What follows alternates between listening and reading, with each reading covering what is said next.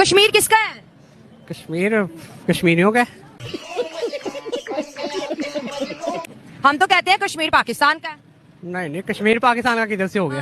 किधर से हो गया? इंडिया का कश्मीर है, इंडिया की फौज उधर है या पाकिस्तान की फौज उधर है? नहीं, कश्मीर तो दो हिस्सों में ना, 30% हमारे पास है, 60% जो है इंडिया के पास है, नहीं 10% चाइना के पास है। नहीं इंडिया वालों का ही अब सही पकड़े हैं। जो सब हालात है ना पाकिस्तान के, जो अपना रोटी नहीं पूरी हो रही तो कश्मीर लेने के किधर जाएंगे वो? जब आपको भी सच पता है, हमें भी सच पता, फिर हम क्यों नारा लगाते हैं कि कश्मीर हमारा है? वह हम पागल हैं।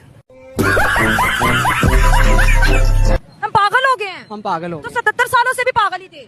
वो जो उनसे हैं हुक्मरान ने हमें पागल कर दिया, अच्छा। इसलिए तो कश्मीर हाथ से जा रहा है हमारे। रोटी नहीं हमारी पूरी हो रही तो हमें कश्मीर के बारे में क्या सोचेंगे? बात तो सही है। ये मसला रोटी का क्या है?